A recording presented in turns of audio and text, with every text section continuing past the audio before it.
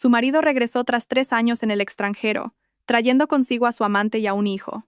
Ella, en silencio, le entregó los papeles del divorcio y se marchó con su fortuna secreta. Durante 3 años de espera, Elena creyó que él volvería cubierto de gloria. Pero el día que Alejandro Torres apareció, fue para traer a su amante y a su hijo al hogar que una vez habían soñado juntos. Ella no lloró, no le recriminó nada. Simplemente depositó sobre la mesa una demanda de divorcio y la escritura de propiedad del piso. Nadie sabía que aquella mujer, a la que criticaban por ser una simple mantenida, era en realidad la misteriosa fundadora de Alma de Seda, una marca de alta costura de lujo. Poseía una fortuna capaz de hacer temblar a todo Madrid. La noche en que él la traicionó, fue también la noche en que ella renació, abandonando el pasado con una sonrisa serena y una riqueza que el mundo entero admiraría. Elena Vargas miró el reloj de la pared. Eran las 7 de la tarde. El aroma de la carrillada de cerdo ibérico al vino tinto, el plato favorito de Alejandro, impregnaba todo el apartamento. Sobre la mesa, una sopa de pescado aún humeaba, junto a un plato de brócoli salteado con ajo y jamón, presentado con esmero. Todo era perfecto, como el amor que ella se había esforzado en cultivar durante años. 3 años, 1095 días, desde que Alejandro se marchó a Barcelona para perseguir lo que él llamaba el proyecto del siglo. 1095 noches, en las que ella esperó sola en aquel espacioso piso sus apresuradas llamadas. Él decía que ese proyecto sería el trampolín para convertirse en el arquitecto jefe más prestigioso de Madrid. Para que ella pudiera vivir una vida de opulencia sin preocupaciones. Ella le creyó, igual que siempre había creído en su amor desde sus días en la universidad. Se levantó y caminó hacia el gran ventanal, contemplando el bullicioso tráfico del Paseo de la Castellana en Madrid. Las luces de neón se reflejaban en su rostro delicado, un rostro que mostraba sutiles signos de cansancio por la espera, pero que no podía ocultar su ternura. Durante esos 3 años se había acostumbrado a hacerlo todo sola, reparar tuberías, cambiar bombillas, ir al hospital sola cuando enfermaba. Había pasado de ser una joven mimada a una mujer aterradoramente independiente, pero en el fondo de su corazón todavía anhelaba el calor de su abrazo. Hoy, él volvía. Una semana antes la había llamado, con un tono inusualmente alegre, para anunciarle que el proyecto había concluido con un éxito rotundo, que sería ascendido y trasladado de vuelta a la sede central. Vuelvo a casa. Esas 3 sencillas palabras habían hecho temblar su corazón. Llevaba una semana limpiando la casa, lavando a mano toda la ropa de cama. Y hoy había pasado la tarde entera en la cocina preparando sus platos favoritos. El timbre de la puerta sonó, interrumpiendo sus pensamientos. Su corazón dio un vuelco. Era él. Respiró hondo, tratando de contener la emoción que la embargaba, y se apresuró a abrir. Quería recibirle con su sonrisa más radiante, con el abrazo más cálido. La puerta se abrió. Alejandro estaba allí, con su figura alta y su rostro anguloso y familiar, pero la mirada que le dirigió era extraña, esquiva. Vestía un traje caro, con un aspecto mucho más maduro y exitoso que 3 años atrás. Pero la atención de Elena no se detuvo en él por mucho tiempo, porque de pie, justo detrás de él, había otra mujer. Una mujer de rostro ovalado y grandes ojos redondos, con una apariencia frágil y lastimera. Llevaba un vestido blanco inmaculado, y lo que dejó a Elena petrificada fue que, en brazos de esa mujer, había un niño pequeño. El niño, de unos 2 años, dormía profundamente, y sus facciones guardaban un asombroso parecido con las de Alejandro. El tiempo pareció detenerse. La atmósfera cálida del hogar se tornó gélida en un instante. Ni siquiera el delicioso aroma de la comida podía enmascarar el hedor a traición que ahora impregnaba el aire. Alejandro carraspeó, rompiendo el silencio opresivo. Entró en la casa, sin mirarla directamente a los ojos. Elena, esta es Lucía Mendoza. Y este es Mateo, mi hijo. Elena no dijo nada.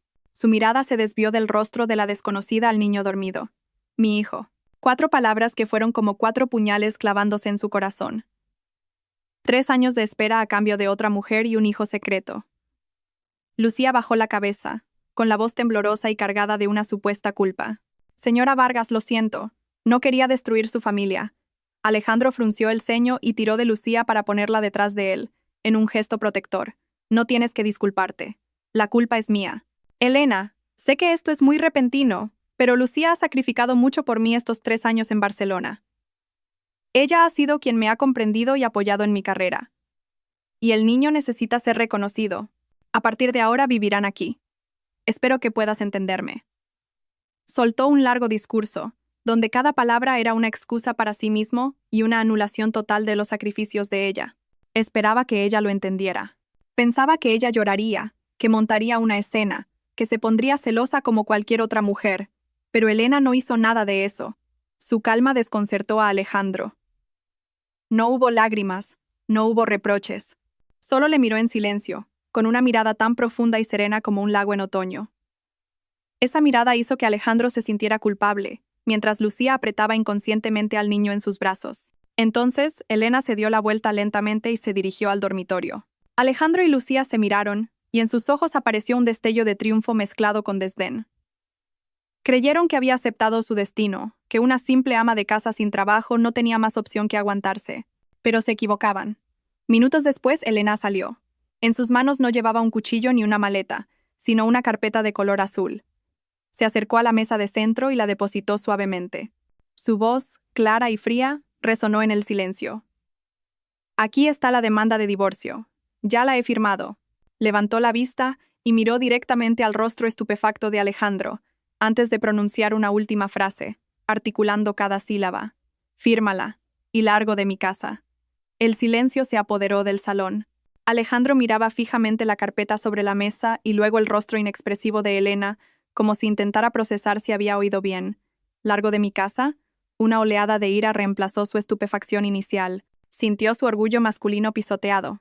«Elena, ¿a qué estás jugando?», espetó, con un tono que mezclaba rabia y burla. «¿Quién te crees que eres para echarme? Mírate. Llevas 3 años en casa sin hacer nada. Todo en esta casa, desde un palillo hasta el sofá, esta vida de lujo, lo he conseguido yo con mi duro trabajo. ¿Divorcio? ¿De qué vas a vivir?». Sus palabras golpearon los recuerdos de Elena, haciéndola revivir imágenes del pasado. Aquel día, bajo los plátanos de sombra del patio de la universidad, el joven Alejandro, con su camisa blanca, le había cogido la mano y, con los ojos brillantes de ilusión, le dijo: «Elena, algún día seré un gran arquitecto. Te construiré la casa más bonita del mundo y tendremos una familia feliz». Elena era entonces la estrella de la Facultad de Diseño de Moda. Sus creaciones dejaban boquiabiertos a los profesores. Tenía un futuro prometedor. Las grandes firmas se la rifaban antes incluso de graduarse. Pero por la promesa de Alejandro, por el amor que le profesaba, renunció a todo. Rechazó ofertas tentadoras y aceptó quedarse en un segundo plano, convirtiéndose en su apoyo incondicional para que él pudiera centrarse en su carrera. Creía que su sacrificio valía la pena. El día que a él le ofrecieron el puesto en Barcelona, la abrazó con fuerza y le prometió: «Espérame solo 3 años, solo 3. Cuando vuelva, te lo compensaré todo». El primer año, la llamaba a diario, contándole las dificultades y presiones de estar en una ciudad nueva. Ella escuchaba con paciencia, lo consolaba y animaba. El segundo año, las llamadas se espaciaron a unas pocas por semana. Decía que estaba demasiado ocupado, que las reuniones se alargaban hasta la madrugada y no quería despertarla. En su lugar, empezó a enviarle regalos caros, bolsos de marca, joyas con diamantes. Pero Elena nunca los usó. Lo que ella necesitaba era su atención, no objetos inanimados. El tercer año, las llamadas se contaban con los dedos de una mano, cada una con apenas unas preguntas superficiales. Su voz se volvió cada vez más distante. La intuición femenina le decía que algo no iba bien. Se había engañado a sí misma pensando que solo estaba demasiado centrado en el trabajo, pero en el fondo, una grieta había comenzado a abrirse en su corazón. Había contemplado el peor escenario, y aquella demanda de divorcio era su preparación para este día. Lo que no esperaba era que llegara de una forma tan cruel y descarada. El torrente de recuerdos se detuvo. Elena volvió a la realidad y miró al hombre que tenía delante, al que una vez amó con toda su alma. Ya no había dolor en su mirada, solo una leve ironía. No discutió con él sobre dinero. Las palabras ahora sobraban. Se dirigió en silencio a una cómoda de madera en un rincón del salón.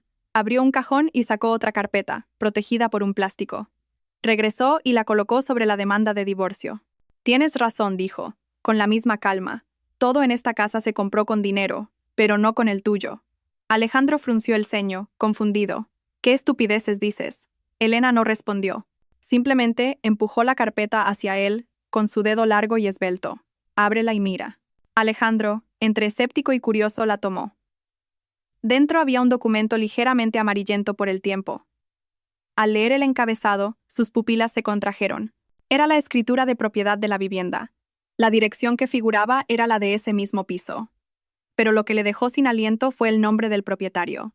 Solo había uno, impreso con claridad. Elena Vargas. Y en la esquina inferior la fecha de registro, 15 de junio, 7 años atrás. El día antes de que se casaran, Alejandro se quedó rígido como una estatua. Este piso, del que siempre se había enorgullecido como fruto de su esfuerzo, el que presumía ante sus amigos, la base sobre la que exigía su sumisión, era propiedad de ella desde antes del matrimonio. Legalmente, era un bien privativo. Él no tenía ningún derecho sobre él. Levantó la cabeza bruscamente, mirándola con incredulidad. Toda la arrogancia, la ira y la autocomplacencia se desvanecieron de su rostro, dejando solo desconcierto y un shock absoluto. Abrió la boca para decir algo, pero su garganta parecía atenazada por una mano invisible. No pudo emitir ni un solo sonido. La habitación se sumió en un silencio sepulcral. La escritura de propiedad yacía sobre la mesa, como una acusación silenciosa a la arrogancia de Alejandro. Su rostro pasaba del blanco al verde. La confusión y la humillación eran evidentes en su mirada. En ese momento, Lucía, que había permanecido en silencio detrás de Alejandro, rompió a llorar. Sus lágrimas rodaban por sus mejillas. Su sollozo lastimero rompió la tensa atmósfera. Dio un paso adelante, mirando a Elena con los ojos anegados. Señora Vargas, sé que todo es culpa mía. No pido su perdón ni quiero destruir su familia. Solo espero. Mi hijo, Mateo, él es inocente. Necesita a su padre. Solo pedimos un pequeño rincón en esta casa para cuidarlo. No necesito ningún reconocimiento oficial. Se lo ruego, tenga piedad por el niño. La actuación era impecable. Cada palabra, cada gesto, destilaba una vulnerabilidad calculada, como si ella fuera la mayor víctima. Alejandro, como si despertara de un trance, usó el drama de Lucía como excusa para recuperar la compostura y descargar su furia. La apartó bruscamente y le gritó a Elena, con voz prepotente. «Elena, no seas tan cruel. ¿Lo ves? Lucía está siendo increíblemente humilde. Solo pide un sitio para mi hijo. ¿De verdad tienes que ser tan despiadada? No creas que por tener este piso lo tienes todo.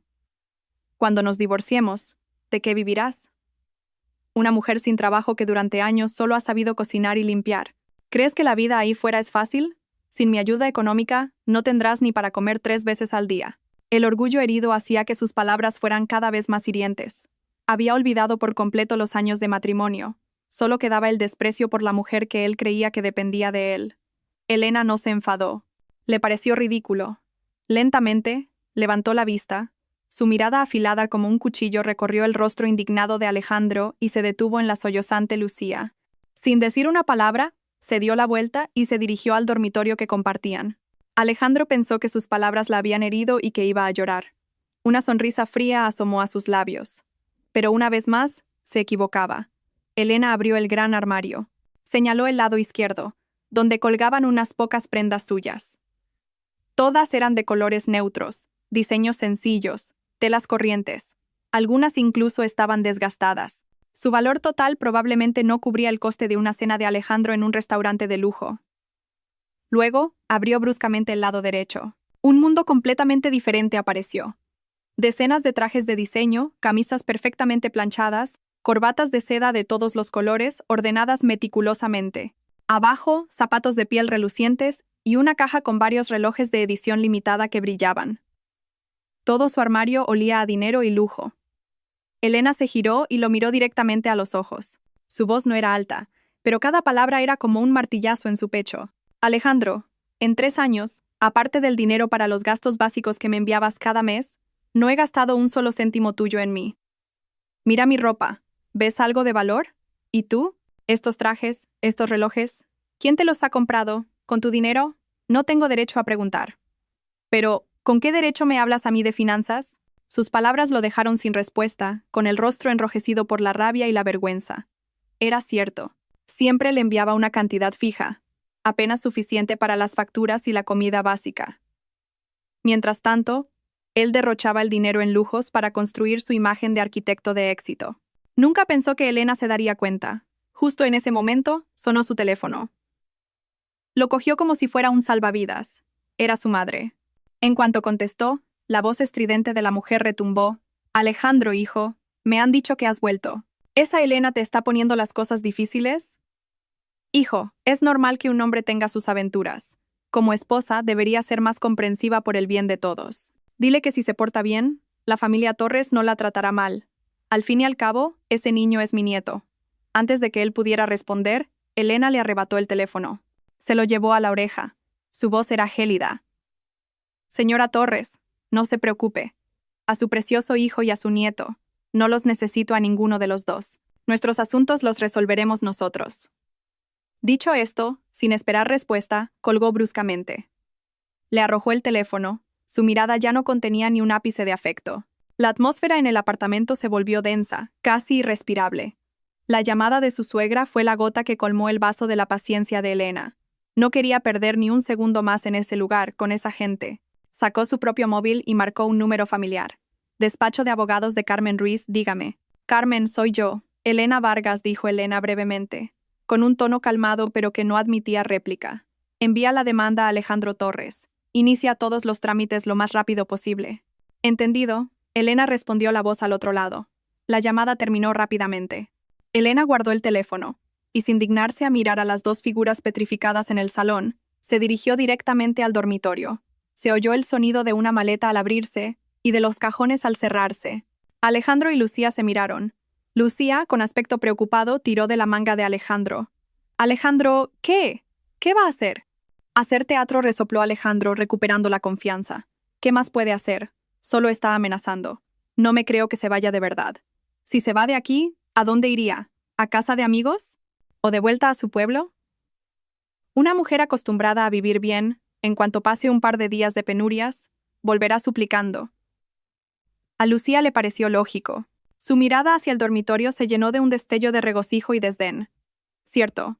Una ama de casa de tantos años, sin dinero ni poder, ¿cuánto tiempo podría mantener esa fachada de dureza?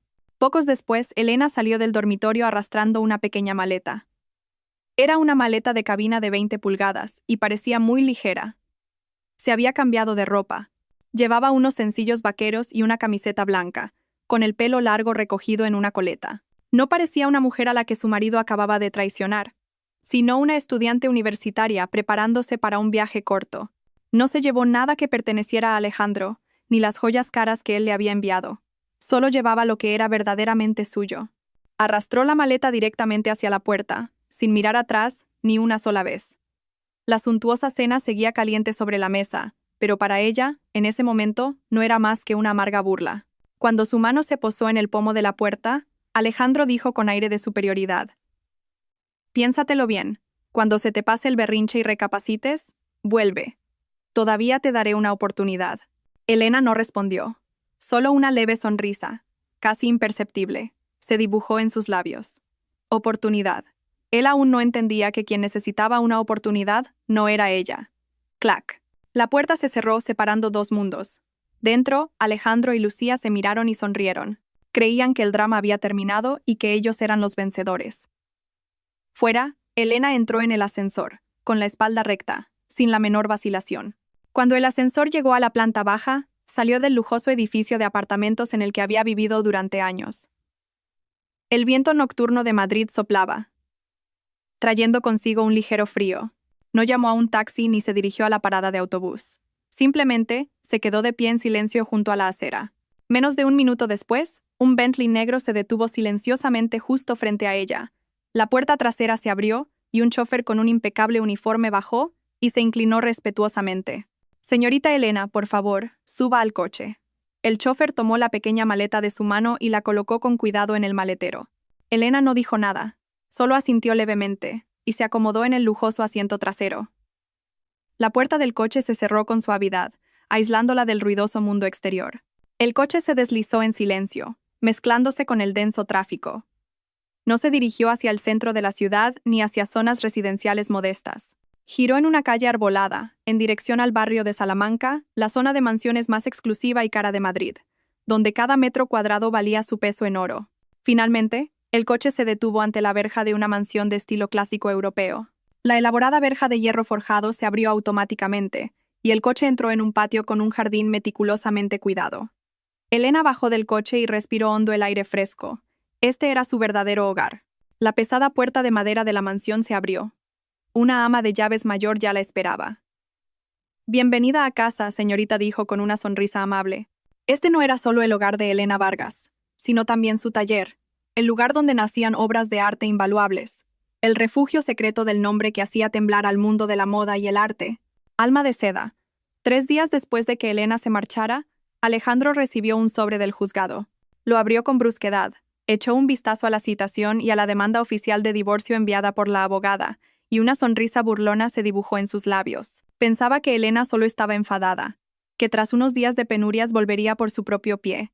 No esperaba que se lo tomara tan en serio, hasta el punto de contratar a una abogada. ¿Y qué?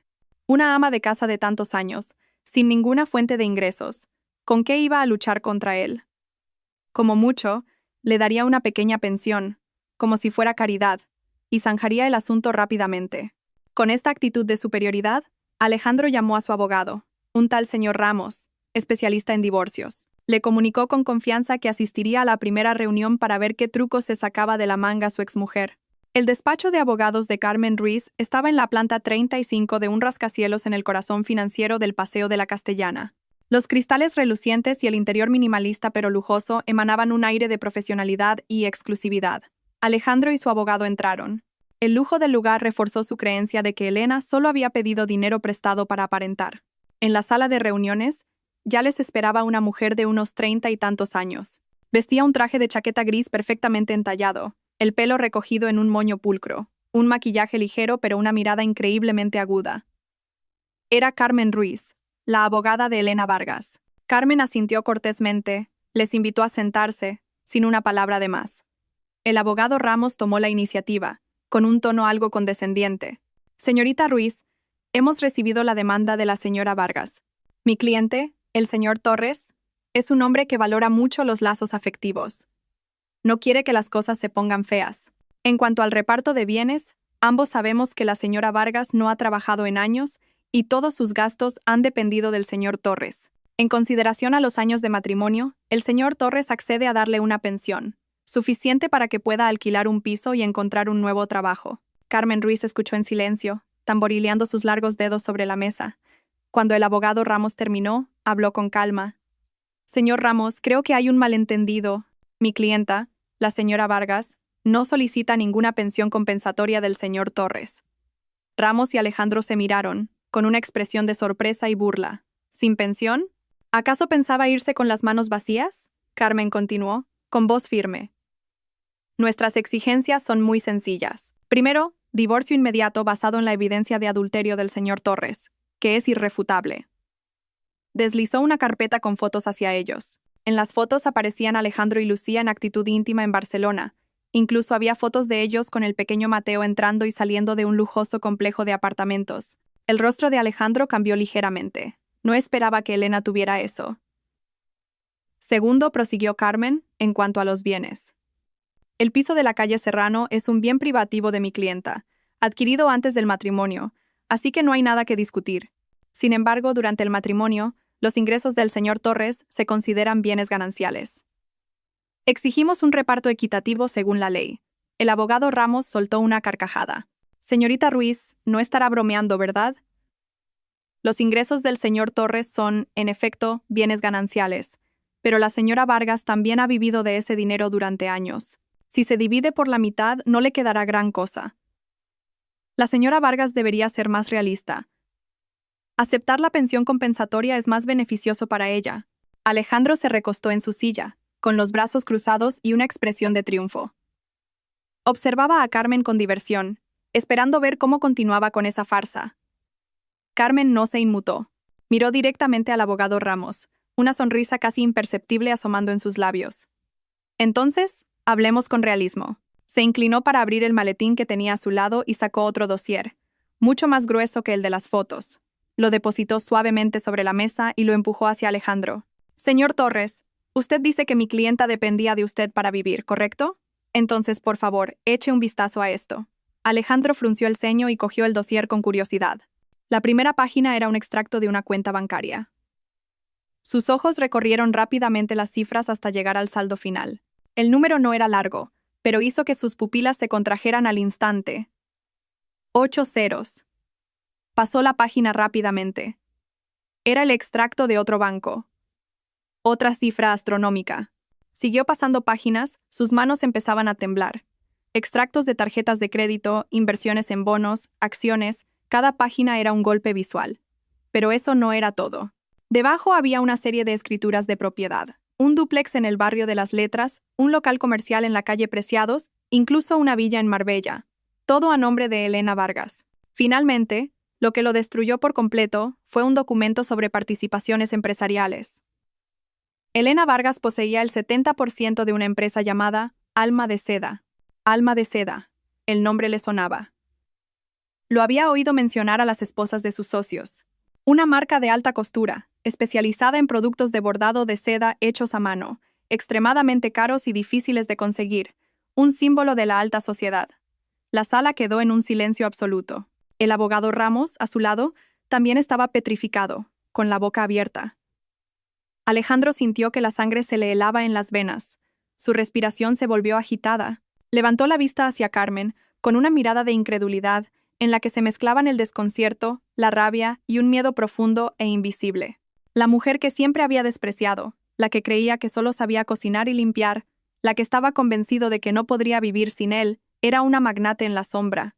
El giro de guión fue tan repentino, tan brutal, que lo pilló completamente desprevenido. Mientras Alejandro sufría un terremoto psicológico en el despacho de abogados, Elena se encontraba en un mundo completamente diferente. Su mansión clásica no era solo un lugar para vivir. La segunda y tercera planta habían sido transformadas en un exquisito taller de diseño y artesanía. Aquí no olía a aceite de cocina, sino al aroma sutil del sándalo y al olor característico de las sedas de la más alta calidad. La luz del sol matutino entraba por los grandes ventanales de estilo francés, iluminando los estantes repletos de hilos de bordar de todos los colores, que brillaban como un arco iris. Elena ya no vestía la ropa sencilla de ama de casa. Llevaba un elegante vestido de seda de diseño, de color azul ahumado, cuya suave tela se ceñía a su figura esbelta pero curvilínea. Su largo pelo estaba recogido despreocupadamente con una aguja de madera, dejando al descubierto su cuello esbelto y elegante. No llevaba un maquillaje elaborado, pero el aura que emanaba era cautivadora. Era una mezcla de la elegancia clásica de una artista y la confianza y determinación de una líder. Estaba de pie ante un gran bastidor, sus manos moviéndose ágilmente, guiando la aguja sobre un fondo de seda negra. Bajo sus dedos, un fénix de fuego estaba tomando forma. Cada pluma parecía increíblemente real, irradiando un brillo dorado. Su concentración hacía que todo a su alrededor pareciera detenerse. Una joven, su asistente llamada Ana, entró sigilosamente con una tablet en la mano. Elena, disculpa que te moleste, pero acaba de llegar una propuesta de colaboración muy importante. Ana no se atrevía a llamarla directora o jefa. Aquí, todos la llamaban respetuosamente Elena, un trato cercano pero que mantenía la debida reverencia. Elena detuvo su mano, pero sus ojos no se apartaron de la obra. ¿De quién? Del Grupo Montoya, uno de los principales conglomerados de inversión inmobiliaria de lujo y arte. Dicen que su presidente, el señor Ricardo Montoya, admira enormemente las obras de Alma de Seda. Elena había oído hablar del Grupo Montoya. Eran una fuerza importante en el mundo empresarial de Madrid, conocidos por sus proyectos con un fuerte componente artístico y unos estándares estéticos extremadamente altos. Ana continuó con su informe. Están a punto de inaugurar un nuevo centro comercial y artístico llamado El Mirador de Cristal. Esperan poder invitar personalmente a la fundadora de Alma de Seda para colaborar en el diseño de un espacio de exhibición exclusivo de arte del bordado en seda en el vestíbulo principal. Dicen que será el elemento más destacado de todo el proyecto. Era una invitación de enorme peso. Se preveía que el Mirador de Cristal se convirtiera en un nuevo icono de Madrid. Si las obras de Alma de Seda se exhibían en un lugar tan central, la fama de la marca se dispararía. Elena reflexionó un momento. Durante los últimos 3 años, para dedicar tiempo a su pequeña familia, había rechazado muchos proyectos grandes, aceptando solo encargos privados para mantener el taller en funcionamiento. Se había escondido tanto tiempo tras el nombre de Alma de Seda que casi había olvidado las grandes ambiciones que una vez tuvo. Ahora era libre, sin cargas ni ataduras. Quizás era el momento de que Alma de Seda brillara de verdad. Se giró hacia Ana, su mirada tranquila pero firme. Diles que aceptamos reunirnos. Concerta una cita para mí con su presidente, el señor Montoya. Ana asintió con alegría y se retiró de inmediato para cumplir la orden. Elena volvió al bastidor, sus dedos acariciando suavemente las espléndidas plumas del fénix. El fénix renace de sus cenizas. Quizás ese era también su destino. El naufragio de su matrimonio no la había destruido, solo la había hecho más fuerte y radiante. Su mirada se dirigió hacia la ventana, hacia los rascacielos de Madrid.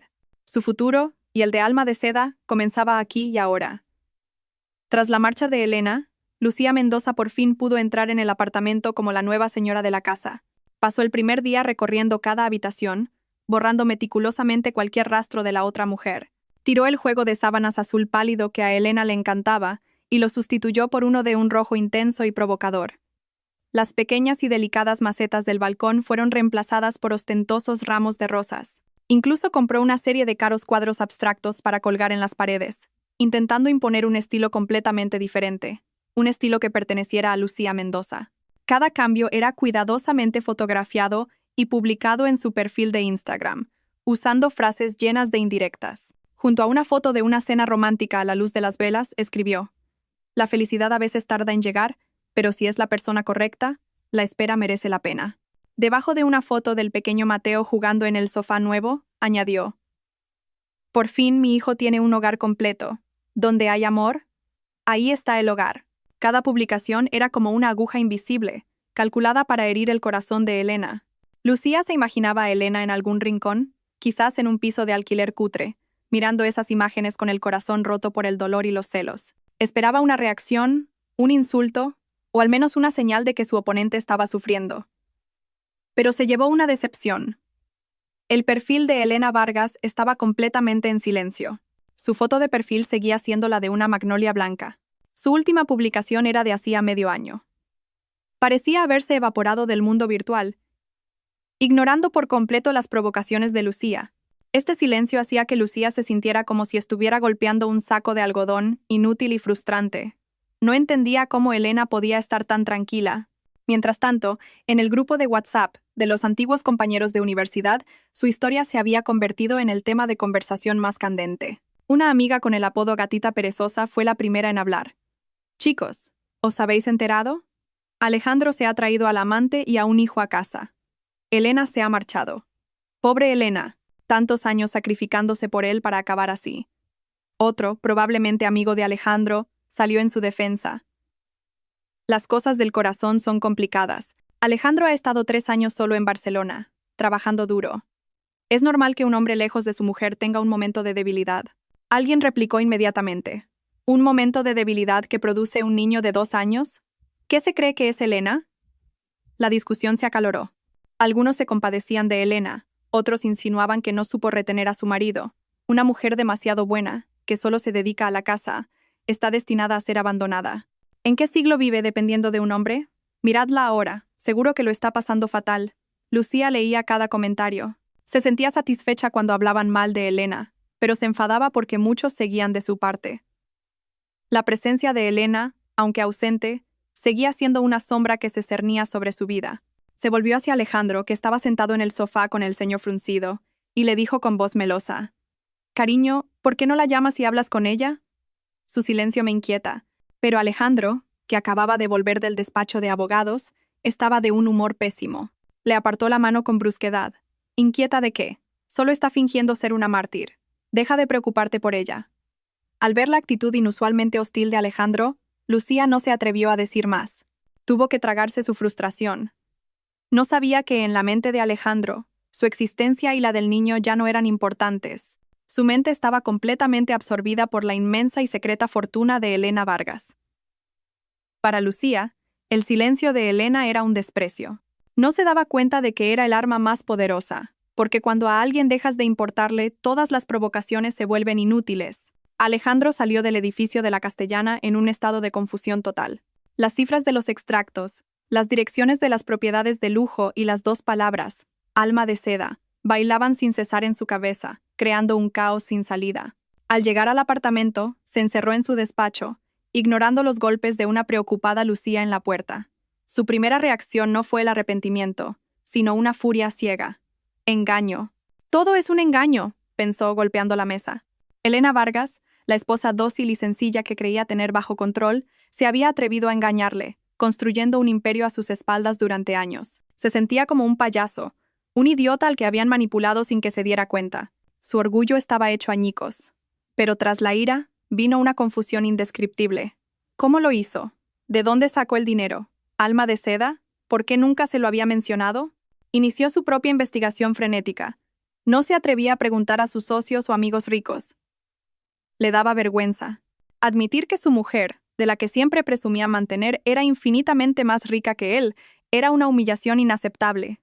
Recurrió a métodos más antiguos. Abrió su agenda y buscó los números de antiguos compañeros de la universidad con los que no había hablado en años.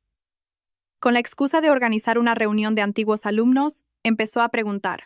La primera llamada fue al antiguo delegado de clase. Tras unos saludos de rigor, mencionó como si tal cosa.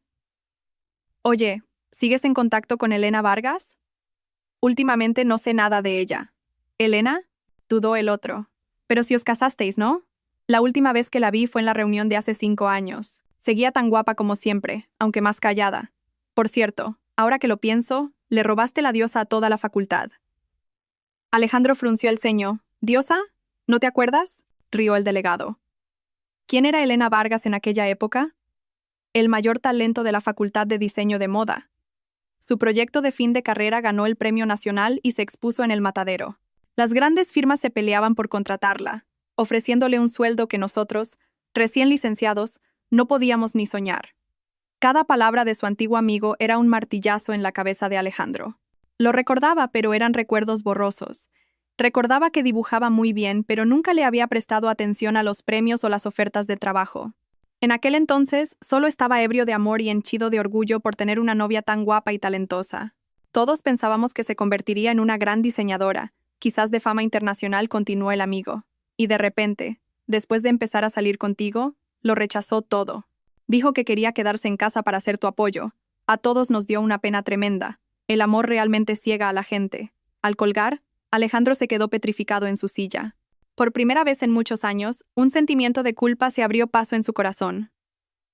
Ahora lo recordaba. Recordaba el brillo en los ojos de ella cuando hablaba de sus sueños de diseño. Recordaba su confianza al recibir el premio. Él había prometido apoyarla. Pero su propio egoísmo y ambición habían enterrado gradualmente su talento y sus aspiraciones. Había convertido a un fénix radiante en un gorrión común dentro de una jaula de oro que él mismo había creado. Pero ese sentimiento de culpa duró solo unos segundos. Rápidamente fue eclipsado por una emoción más fuerte, más oscura, la codicia y la envidia. Si era tan talentosa, era comprensible que hubiera ganado esa fortuna por sí misma. Pero, ¿por qué se lo había ocultado? Un pensamiento malicioso se formó en su cabeza. Consiguió esa fortuna durante su matrimonio. No importaba cómo lo hubiera hecho, legalmente, eran bienes gananciales. Ella le había ocultado información, le había engañado. Ella era la que estaba en falta. La mentalidad de Alejandro cambió por completo. Ya no era un marido infiel que quería divorciarse rápidamente para estar con su nueva pareja. Ahora era una bestia hambrienta acechando a una presa suculenta. Lucía y su hijo se desvanecieron en un segundo plano. Su único objetivo ahora era conseguir una parte, o incluso la totalidad, del imperio secreto de Elena Vargas. Un mes después, el Hotel Ritz de Madrid brillaba bajo las luces de la noche. Coches de lujo desfilaban ante la entrada principal. La prensa, los principales bloggers de moda y numerosas figuras influyentes del mundo empresarial y artístico de la ciudad se habían reunido allí. Toda la atención se centraba en un único evento, la presentación de la nueva colección de la marca Alma de Seda, en colaboración con el proyecto del Centro de Arte El Mirador de Cristal del Grupo Montoya. Hasta ahora, Alma de Seda siempre había sido un nombre envuelto en misterio. Sus productos nunca necesitaron publicidad masiva. Su fama se extendía de boca en boca entre la élite como un tesoro. Solo se sabía que su fundadora era una maestra del bordado en seda, pero nadie conocía su rostro o su verdadera identidad.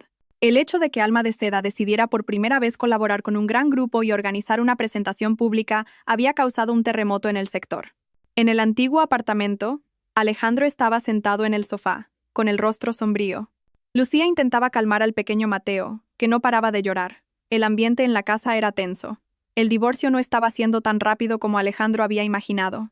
La abogada de Elena, Carmen Ruiz, era implacable, presentando pruebas y argumentos que dejaban a su parte completamente a la defensiva. La investigación sobre el patrimonio de Elena también había llegado a un punto muerto. Todo estaba perfectamente blindado. Frustrado, encendió la televisión y empezó a cambiar de canal. De repente, se detuvo en un canal de finanzas que retransmitía en directo un evento de moda. El titular en pantalla le llamó la atención. Presentación de la colección Fénix Renacido de Alma de Seda y el Grupo Montoya, Alma de Seda. Esas dos palabras eran como una aguja pinchando su nervio más sensible. Miró fijamente la pantalla. El escenario era exquisito, la iluminación mágica. Las modelos desfilaban con trajes deslumbrantes, adornados con bordados a mano increíblemente detallados, especialmente la imagen de un fénix de fuego que parecía arder sobre la seda negra. Se dio cuenta de que no era solo ropa, eran obras de arte. El desfile terminó con un aplauso atronador. El presentador salió al escenario, con la voz llena de emoción. Y ahora, damas y caballeros, el momento más esperado de la noche. Demos la bienvenida a la fundadora, el alma de la marca Alma de Seda, que aparece por primera vez ante el público. Todas las cámaras se giraron hacia el lateral del escenario. Las luces se concentraron en un punto. El corazón de Alejandro empezó a latir de forma extraña. Él también sentía curiosidad. ¿Quién estaba realmente detrás de ese nombre misterioso? De la oscuridad, emergió una figura esbelta. Cuando las luces la iluminaron, toda la sala contuvo la respiración. La mujer llevaba un vestido de seda de color blanco plateado, con una rama de magnolia bordada con hilo de seda brillante, exquisita y etérea.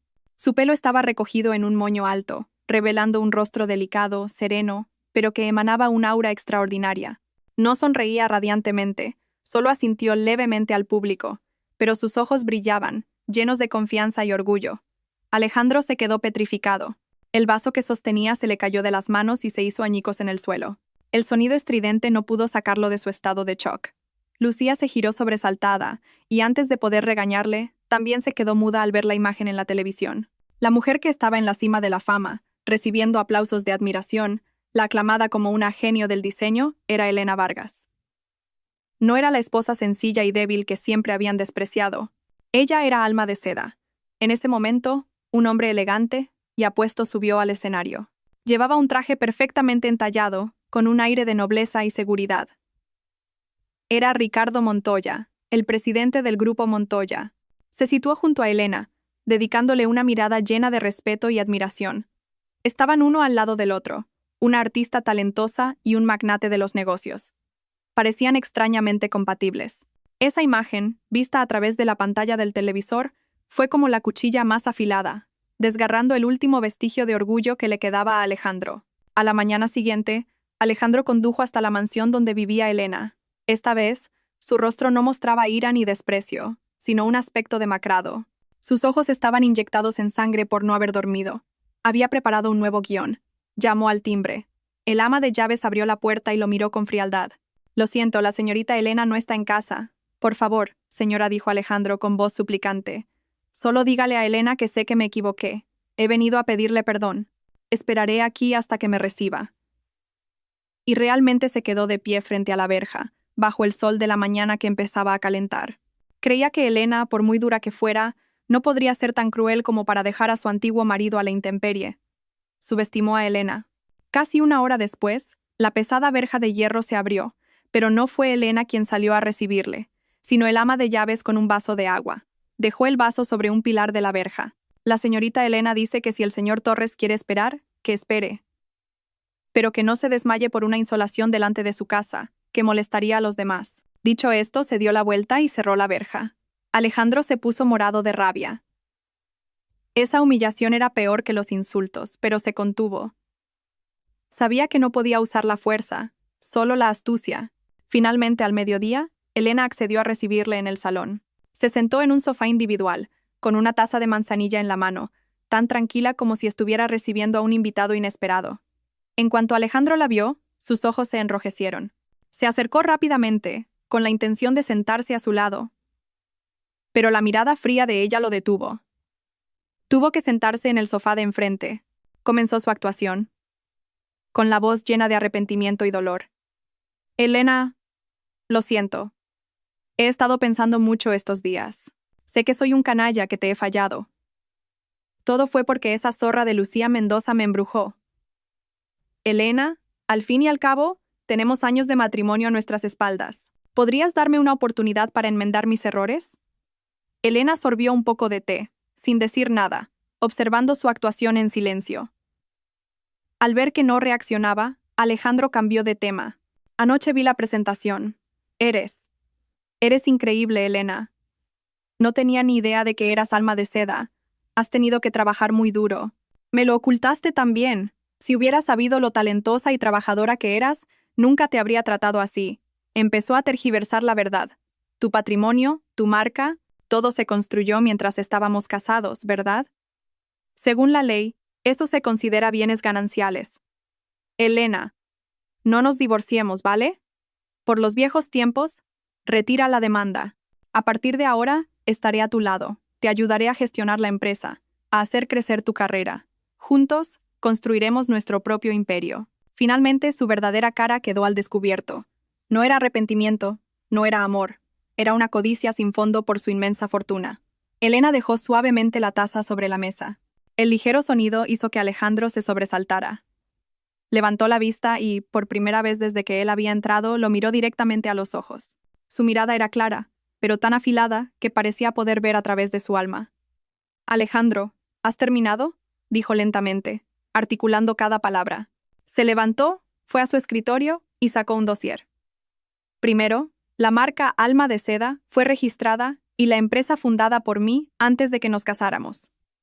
Es todo patrimonio privativo mío. Segundo, durante el matrimonio, todos los ingresos de la empresa se canalizaron a una cuenta separada, gestionada por un fideicomiso independiente. Mi abogada tiene todos los documentos que prueban el origen y la separación de esos fondos. No tiene nada que ver con tus supuestos bienes gananciales. Tercero, la demanda de divorcio. Nunca la retiraré. Cada una de sus frases era un golpe demoledor al plan de Alejandro. No esperaba que ella estuviera tan preparada, tan meticulosa, sin dejarle ni un solo resquicio del que aprovecharse. Elena se dirigió a la puerta e hizo una seña al ama de llaves. Acompaña al señor a la salida, y que, a partir de ahora, esta persona no vuelva a entrar aquí. Alejandro se quedó petrificado en medio del salón, viendo la espalda fría de Elena. La desfachatez en su rostro finalmente se convirtió en un pánico y una desesperación reales. Se dio cuenta de que había perdido la partida por completo. Unos días después del encuentro con Ricardo Montoya, cuando Elena Vargas estaba concentrada en los bocetos para el proyecto El Mirador de Cristal, el ama de llaves entró, con una expresión algo incómoda. Señorita Elena, la señora Torres, la madre del señor Alejandro Torres, está en la puerta y dice que quiere verla. Elena se detuvo un instante, pero el trazo de su lápiz no tembló. Había previsto que este día llegaría. Conociendo el carácter de su ex-suegra, y después de que su identidad como Alma de Seda saliera a la luz, era imposible que se quedara de brazos cruzados. Dejó el lápiz. Déjala pasar, dijo con calma. El ama de llaves se sorprendió un poco, pero obedeció.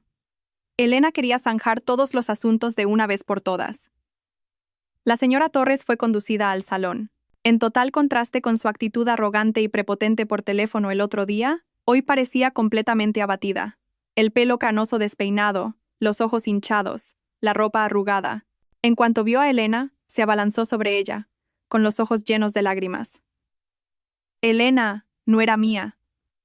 Intentó cogerle la mano, pero Elena retrocedió un paso hábilmente para esquivarla. La señora Torres se quedó con la mano en el aire, incómoda, y rápidamente se secó las lágrimas para empezar su melodrama. Hija mía, me equivoqué, ya soy vieja y no distingo el bien del mal. Estos días no he podido comer ni dormir, me consume el remordimiento. He venido a pedirte perdón. Elena se sentó en silencio en un sofá, indicándole que se sentara en el sillón de enfrente, manteniendo una distancia segura. No dijo nada, esperando a ver hasta dónde llegaba su actuación. Al ver que Elena no reaccionaba, la señora Torres intensificó su drama.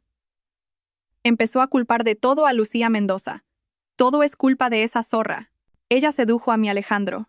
Mi hijo siempre ha sido un buen chico, que quería a su mujer. Fue esa arpía la que le tendió una trampa, usando al niño para atarle. Por eso cometió ese error contigo. Hija, tú eres la mejor esposa que la familia Torres podría tener, guapa, buena y además tan talentosa. Yo te fallé, mi hijo te falló. Lloró amargamente y luego pasó a la súplica. Elena, por esta vieja, por los años de matrimonio, perdónale esta vez. ¿Qué hombre no comete errores? Si vuelves, te prometo que echaré a esa mujer y a su hijo de casa inmediatamente. Haré que Alejandro se arrodille para pedirte perdón. Para añadir más fuerza a sus palabras, no dudó en despreciar al niño que antes llamaba nieto.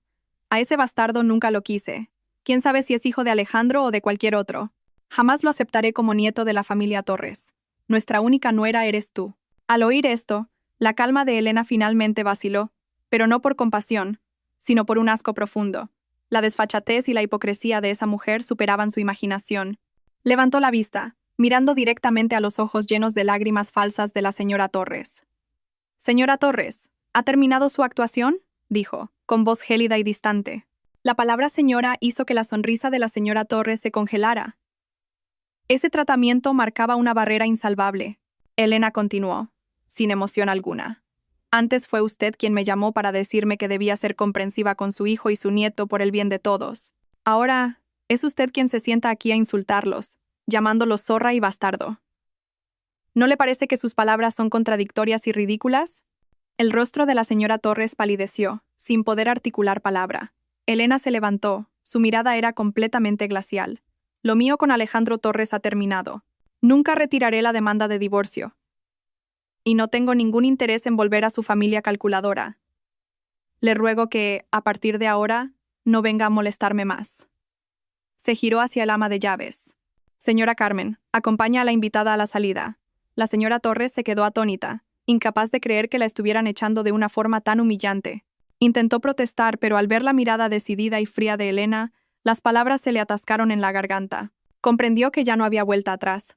El ama de llaves se acercó, cortés pero firme. «Señora Torres, por favor, por aquí». La señora Torres se levantó tambaleándose y fue conducida hacia la puerta, humillada. La puerta de la mansión se cerró de golpe tras ella, como un punto final a todas sus vanas esperanzas. Desde el día en que fue expulsado de la mansión de Elena, Alejandro Torres se convirtió en otra persona. Había perdido el aire de confianza y arrogancia del arquitecto de éxito, y ya no tenía ganas de interpretar el papel de marido cariñoso o padre modelo. Pasaba la mayor parte del tiempo encerrado en su despacho, rodeado de montones de documentos desordenados. Pero no eran planos de arquitectura, sino información que había recopilado sobre la marca Alma de Seda, sobre las propiedades inmobiliarias de Elena, sobre la abogada Carmen Ruiz. Cuanto más investigaba, más desesperado se sentía. Todo estaba construido como una fortaleza inexpugnable, sin fisuras. La impotencia se convirtió en irritabilidad, y empezó a descargar su frustración con todo lo que le rodeaba. El llanto del pequeño Mateo le molestaba. La comida que cocinaba Lucía le daba asco. El apartamento que una vez fue el símbolo de su éxito, ahora parecía una jaula sofocante. Lucía, por supuesto, notó el cambio. La ternura y los mimos de Alejandro habían desaparecido, reemplazados por palabras ásperas y una actitud fría. Se sentía insegura. Su sueño de convertirse en la señora Torres, la dueña de una familia rica, parecía cada vez más lejano. Sabía que tenía que hacer algo para consolidar su posición. Esa noche, después de acostar a Mateo, Lucía se puso un seductor camisón de seda, tomó una copa de vino tinto y entró en el despacho. «Cariño, no trabajes hasta tan tarde, te va a hacer daño». Alejandro no levantó la vista, solo gruñó. Lucía dejó la copa en la mesa, le rodeó el cuello con los brazos desde atrás y susurró: «Mira, el divorcio con ella ya casi está. ¿Qué te parece si este fin de semana vamos a ver sitios para nuestra boda? Mi padre también me ha preguntado. Dice que quiere darme una boda por todo lo alto». La palabra boda fue como una cerilla en el polvorín que estaba a punto de estallar en el interior de Alejandro. Le apartó las manos bruscamente y se levantó de un salto, con los ojos inyectados en sangre.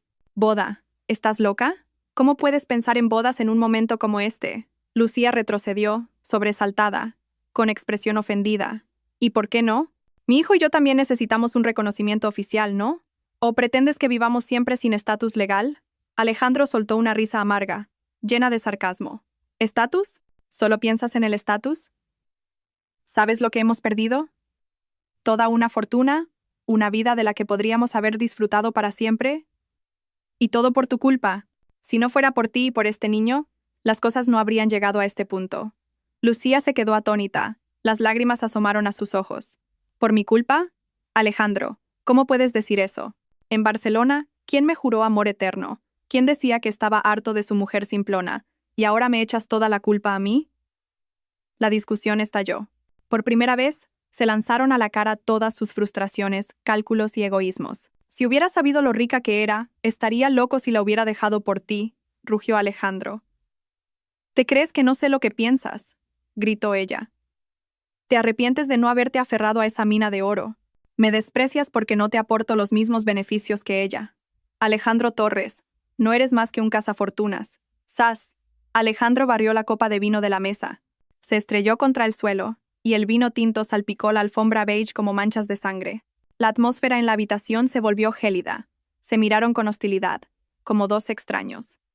La relación construida sobre la traición y el cálculo finalmente mostró su primera grieta, profunda e irreparable.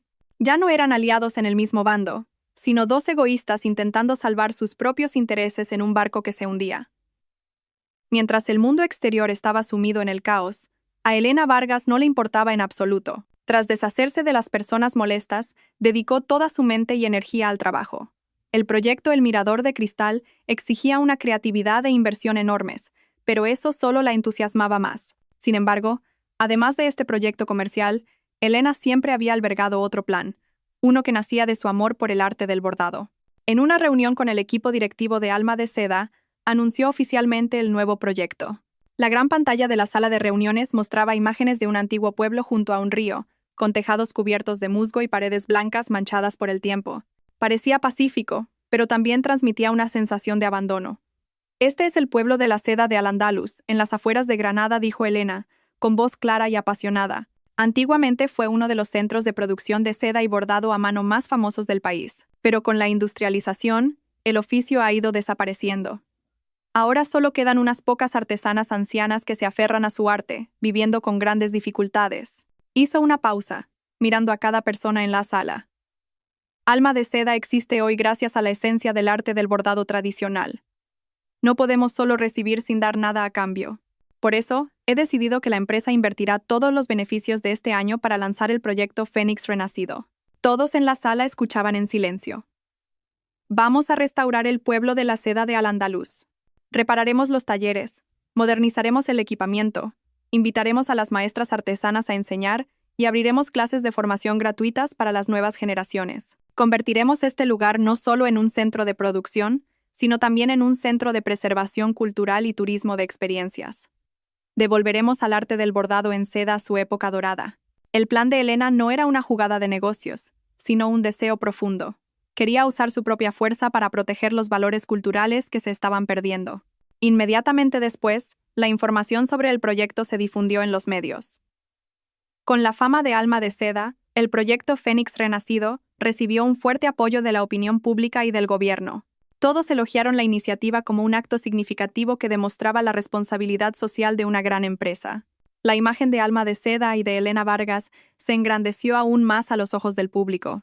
Elena no tenía ni idea de que esta jugada, nacida del corazón, se convertiría sin querer en un golpe mortal para los planes de Alejandro y la familia de Lucía.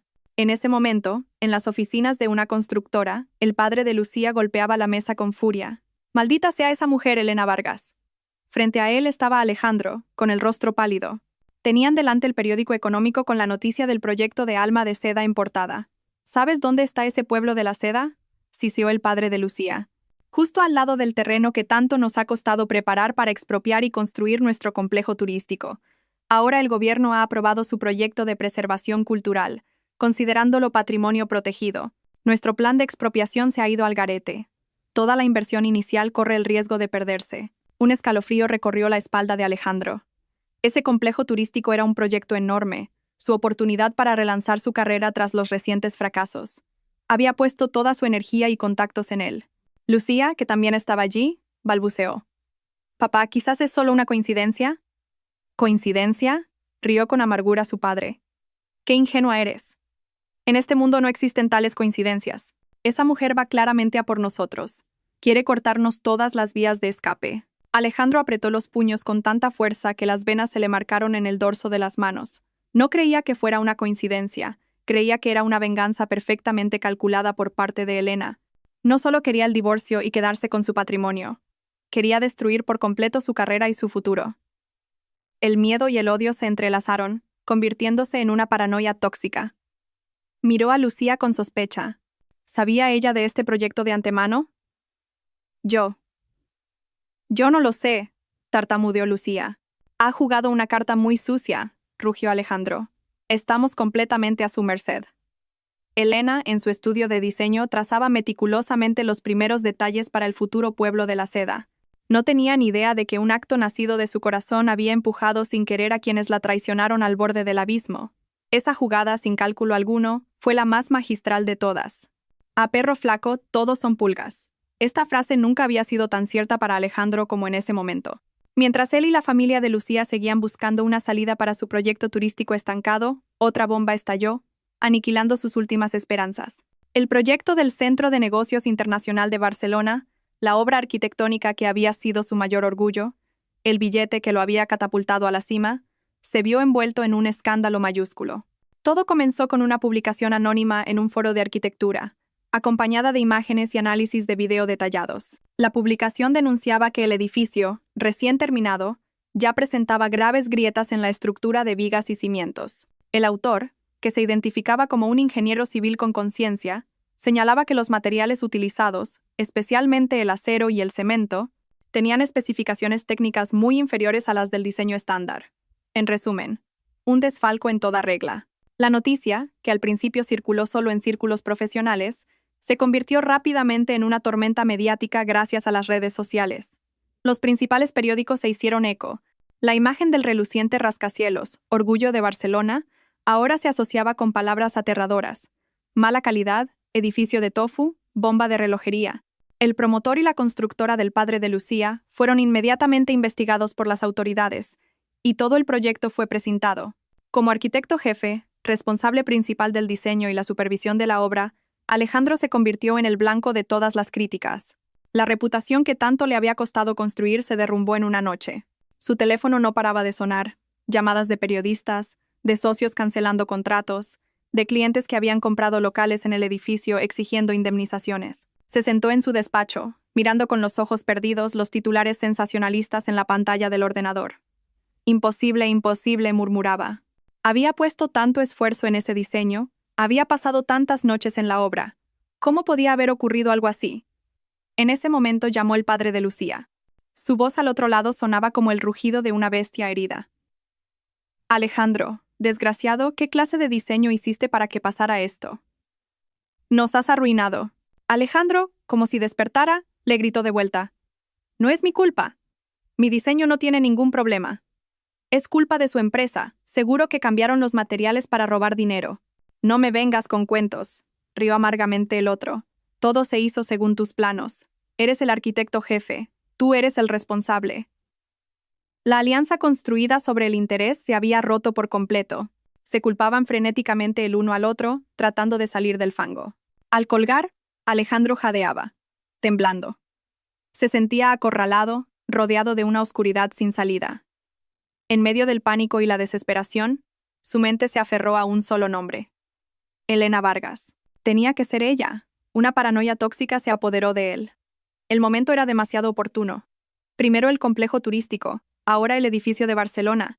Todo lo relacionado con él se estaba desmoronando. No podía ser una coincidencia. Seguro que ella había contratado a alguien para investigar, encontrar sus puntos débiles y filtrar la información para hundirlo. Quería venganza. No solo quería el divorcio, quería destruir todo lo que él tenía, arrastrarlo al fango para que nunca pudiera levantarse. Ese pensamiento, como una serpiente venenosa, se enroscó en su corazón.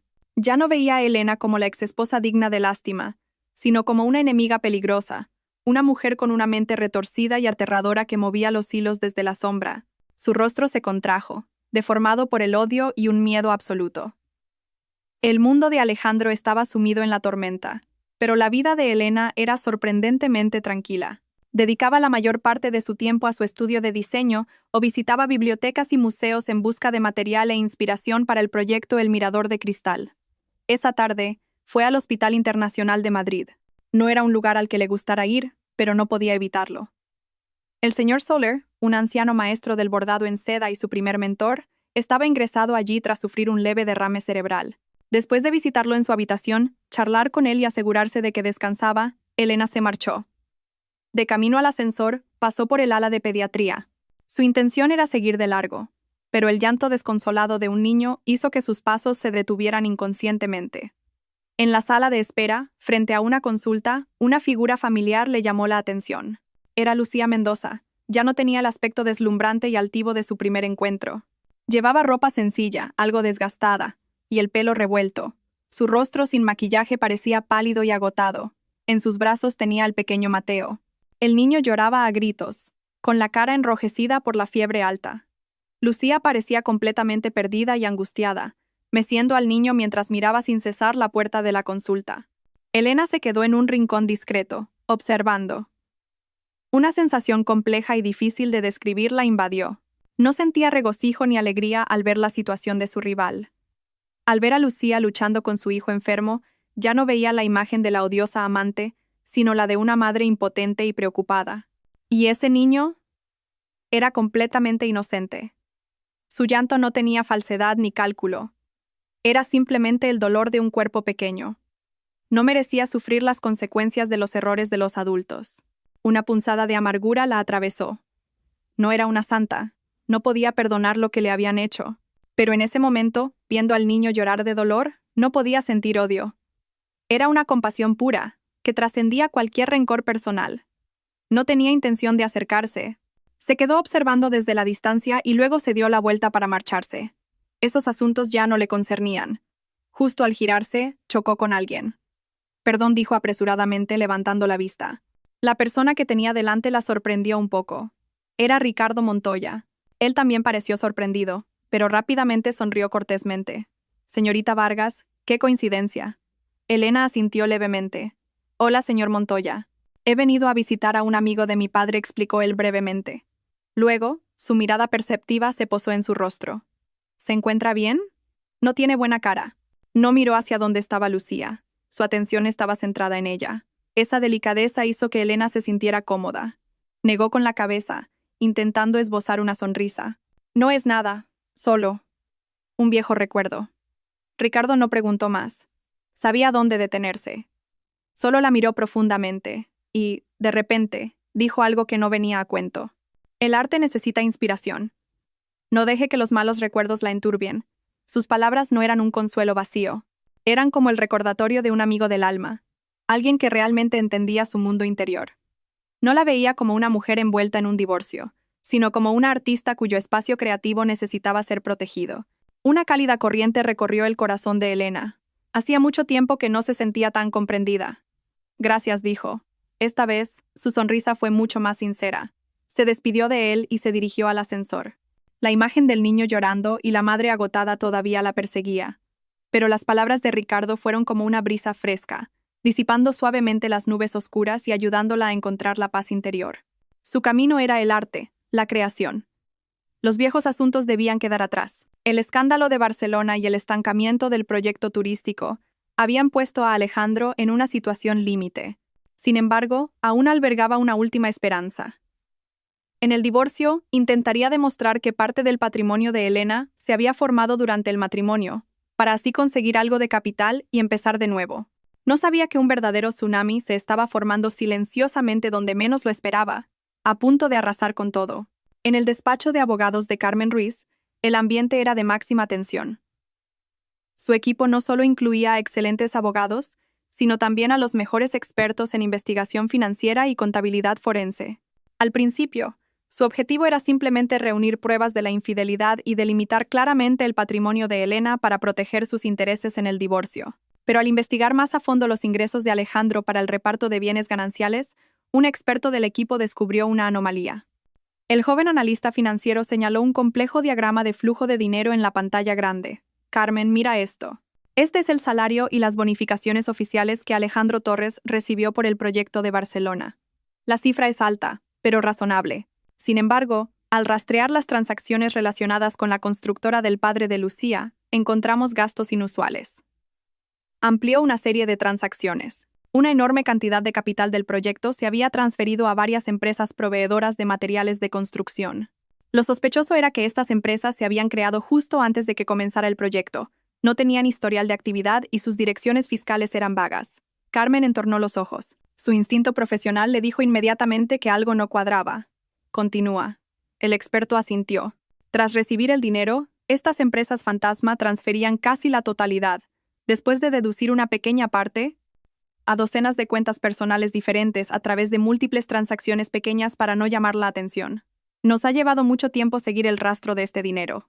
Hizo una pausa, respiró hondo y señaló un nombre en la pantalla. Y finalmente, una parte considerable de ese dinero acabó en una cuenta en el extranjero. El titular de esa cuenta es Alejandro Torres. Toda la sala quedó en silencio.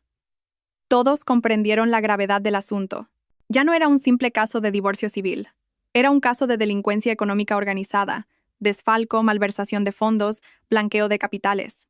Cualquiera de esos delitos era suficiente para que Alejandro y el padre de Lucía acabaran en la cárcel. Ahora todo encajaba.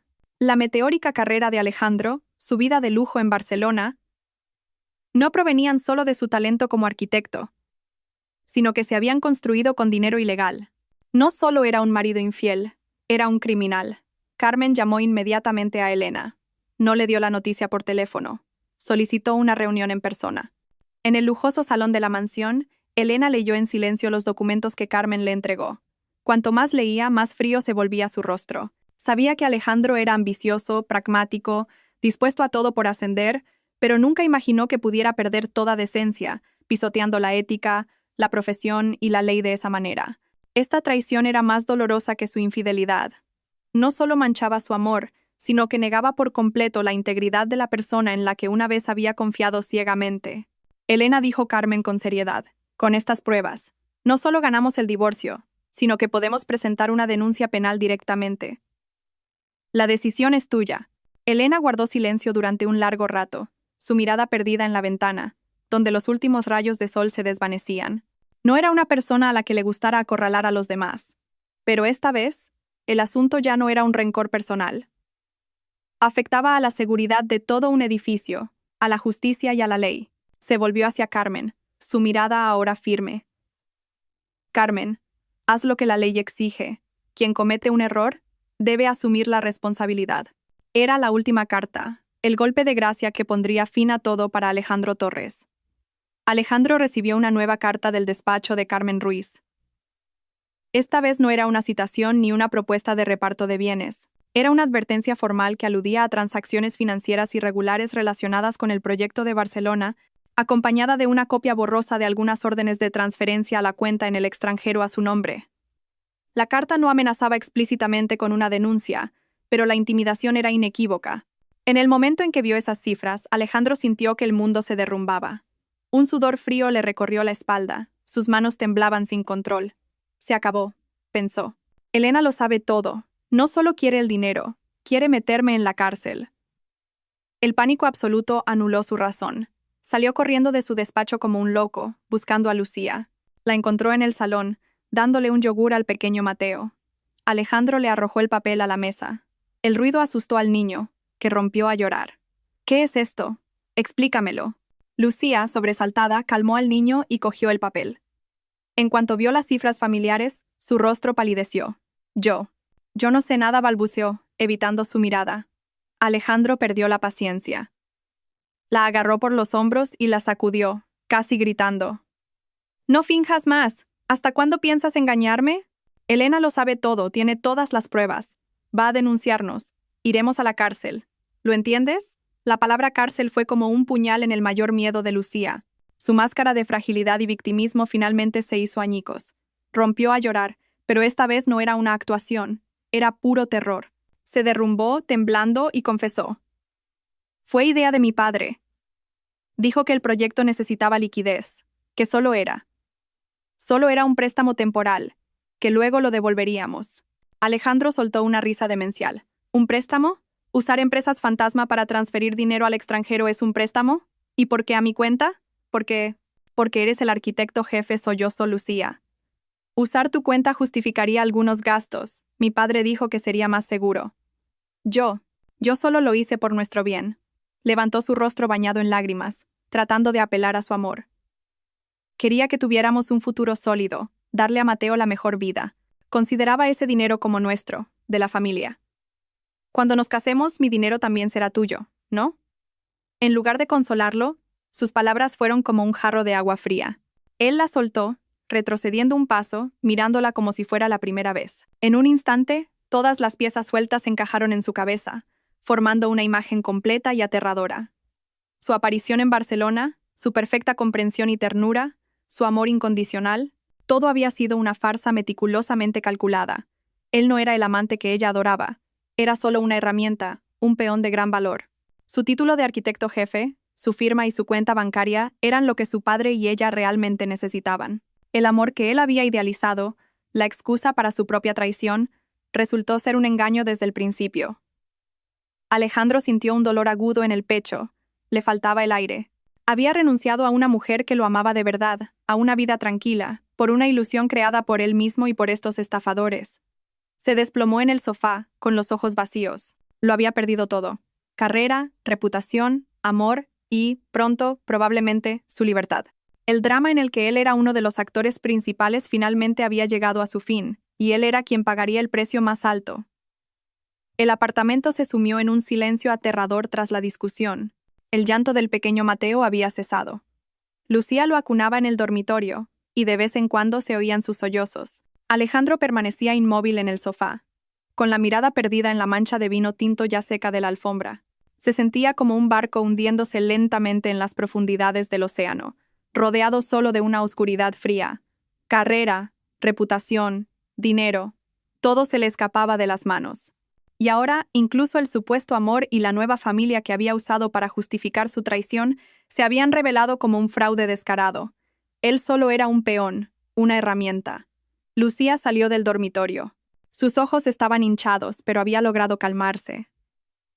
Sabía que no era momento para la confrontación. La única forma de retener a ese hombre era mostrarse vulnerable, usar su última arma. Se sentó a su lado, con voz débil y suave. «Cariño, lo siento. Antes estaba muy enfadada y dije cosas que no sentía. No me lo tengas en cuenta. Ahora no es momento de discutir. Tenemos que encontrar una solución juntos, ¿verdad?» Alejandro no respondió. Lucía continuó, posando su mano sobre la de él, que estaba helada. «Pase lo que pase, todavía tenemos a Mateo. Nuestro hijo es pequeño, nos necesita a los dos. Por él, superemos esto juntos. ¿Quieres?» La palabra hijo hizo que los párpados de Alejandro temblaran. Se giró lentamente para mirar a la mujer a su lado. Su rostro seguía siendo hermoso, pero para él, ahora solo reflejaba una falsedad repugnante. Cada palabra que decía tenía un propósito. Le apartó la mano. Su voz era ronca y fría. «¿Realmente me quieres a mí, o solo quieres mi puesto de arquitecto jefe?» Lucía se quedó helada, con expresión ofendida. «¿Qué dices? Por supuesto que te quiero a ti». Alejandro soltó una risa amarga, una sonrisa más triste que el llanto. «¿A mí? ¿O a lo que podía ofreceros a tu padre y a ti?» El desprecio en su mirada rompió el último límite de la paciencia de Lucía. Ya no pudo fingir más. El miedo y la ira estallaron, convirtiéndose en palabras venenosas y sin filtro. «¿Y que sí te quiero? ¿Y qué si no? Alejandro Tojes, mírate. ¿Qué te queda ahora? Tu carrera está acabada, no tienes dinero y estás a punto de ir a la cárcel. ¿Crees que todavía mereces que te quiera?» La discusión estalló de nuevo, esta vez con más ferocidad. Se lanzaron las palabras más crueles. «Si lo hubiera sabido, nunca me habría aliado con una mujer como tú», rugió Alejandro. «¿Te arrepientes, verdad?», gritó ella, su rostro deformado por la ira. «¿Crees que yo lo he pasado bien? Teniendo que servir a un tipo como tú, y encima tener que darte un hijo. Deberías sentirte afortunado de tenernos a Mateo y a mí». En el clímax de su furia, Lucía soltó una frase de la que se arrepentiría toda su vida. Una frase aparentemente casual, pero que fue el golpe mortal al último punto vulnerable de Alejandro. Rió con amargura, su tono lleno de sarcasmo. «Si no fuera por este niño, ¿crees que tendrías algún valor para nosotros?» Un rayo pareció atravesar a Alejandro. El mundo a su alrededor se detuvo. Los gritos, los llantos, el sonido de objetos rompiéndose, todo desapareció. En su cabeza solo resonaba la última frase de Lucía. «Si no fuera por este niño, ¿crees que tendrías algún valor para nosotros? ¿Valor de uso? ¿El niño?» Una sospecha terrible, un pensamiento que nunca antes se había atrevido a considerar, brotó en su mente como un monstruo. Se giró lentamente, su mirada ya no mostraba ira, solo una frialdad aterradora. Miró hacia el dormitorio donde dormía Mateo. El niño del que se había enorgullecido ante todo el mundo, su hijo. El niño que llevaba su apellido, su heredero. ¿Realmente se parecía a él? ¿O era solo su imaginación? Lucía, al ver su expresión, sintió un mal presentimiento. Se dio cuenta de su error e intentó corregirlo. No quería decir eso, solo estaba enfadada y hablé sin pensar. Pero Alejandro ya no la oía. Se levantó en silencio sin decir una palabra, fue a su despacho y cerró la puerta con llave. Esa noche, mientras Lucía y el niño dormían, se deslizó sigilosamente en el dormitorio. No miró al niño con los ojos de un padre, sino con los de un investigador. Con cuidado, recogió unos cabellos finos del niño de la almohada y los envolvió en un pañuelo de papel limpio. Luego, se arrancó un cabello propio. Sostuvo las dos muestras en su mano, su corazón latiendo con fuerza. Tenía que saber la verdad. A cualquier precio, tenía que saber esta última verdad. Los días siguientes transcurrieron en una atmósfera infernal. Alejandro y Lucía no intercambiaron una palabra. Él se movía por la casa como una sombra, mientras ella vivía con miedo, sin atreverse a preguntar qué había hecho esa noche. Alejandro pasaba la mayor parte del tiempo frente al ordenador, no trabajando, sino actualizando constantemente su correo electrónico personal. Estaba esperando el veredicto final sobre su trágica vida. Había enviado las 2 muestras de cabello a un prestigioso centro de pruebas de ADN a través de un servicio de mensajería anónimo. Le prometieron los resultados en 3 días laborables, por correo electrónico. Cada segundo de espera era una tortura. No podía dormir, perdió peso visiblemente, la barba le crecía sin control. Parecía haber envejecido 10 años. De vez en cuando, miraba inconscientemente a Mateo jugar. Intentaba encontrar algún rasgo familiar en la cara del niño, algo que se pareciera a él, pero cuanto más buscaba, más extraño le parecía. Su sonrisa, su mirada, nada se parecía a él. En la tarde del tercer día, mientras estaba sentado, ausente, apareció una notificación de un nuevo correo electrónico en la pantalla. El corazón de Alejandro se detuvo. Remitente. Centro de Genética Forense. Asunto. Resultados de la prueba de ADN REF. Su mano temblaba mientras movía el ratón hacia el correo. Respiró hondo, reunió todo su valor y hizo clic. Había un archivo PDF adjunto. Lo abrió. El informe estaba presentado de una manera científica y fría, una serie de marcadores genéticos, términos técnicos complejos que no entendía, pero no necesitaba entenderlos. Sus ojos se clavaron en la conclusión final, en negrita y cuidadosamente enmarcada. Análisis y conclusión. Basado en el análisis de 24 marcadores genéticos STR, la comparación entre la muestra del presunto padre, Alejandro Torres, y la muestra del niño, Mateo Mendoza, muestra discrepancias en 15 loci genéticos. Según los estándares de identificación genética, llegamos a la siguiente conclusión. La muestra del presunto padre y la del niño no presentan relación de parentesco biológico paterno-filial, no presentan relación de parentesco. Esas pocas palabras fueron como un martillazo en la cabeza de Alejandro. En ese instante, su mundo se hizo añicos. Todos los sonidos desaparecieron. No oía la televisión del salón ni la risa de Mateo. Solo oía el rugido demencial en su propio pecho. Había perdido su carrera, su reputación, su dinero. Había perdido a la mujer que realmente lo amaba. Y ahora había perdido lo último a lo que se aferraba. El orgullo de tener un hijo que continuara su linaje. Todo era una farsa, un teatro perfecto en el que él era a la vez la víctima y un estúpido actor secundario. No solo le habían engañado con el dinero y el amor, sino que le habían hecho criar al hijo de otro hombre. Esa humillación era más dolorosa que el divorcio de Elena, más terrible que enfrentarse a la cárcel. Una risa seca y espeluznante brotó de su garganta. Empezó a reír, cada vez más fuerte, más demencialmente. Reía por su propia estupidez, por la desfachatez de quienes lo habían engañado, por su vida miserable. Las lágrimas brotaron de sus ojos, mezclándose con su risa salvaje. Hundió la cabeza en el teclado, sus anchos hombros temblando violentamente. Una vez estuvo en la cima, lo tuvo todo. Pero por una decisión equivocada, por la codicia y el egoísmo, lo había destruido todo con sus propias manos. Y ahora, no le quedaba nada. Absolutamente nada. El colapso de Alejandro Torres fue más rápido de lo que nadie podría haber imaginado. Tras el shock final sobre la paternidad del niño, se convirtió en un cascarón vacío.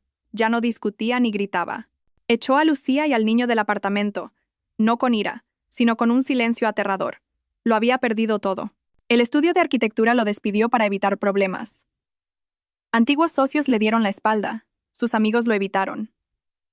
Le congelaron las cuentas. Se enfrentaba a una avalancha de demandas del promotor y de los clientes. El lujoso apartamento estaba a punto de ser embargado por el banco. De ser un arquitecto talentoso en la cima, cayó en picado al abismo, sin red de seguridad. En sus días más oscuros y desesperados, cuando ni el alcohol ni los cigarrillos podían aliviar su dolor, la única imagen que aparecía en su mente era la de Elena.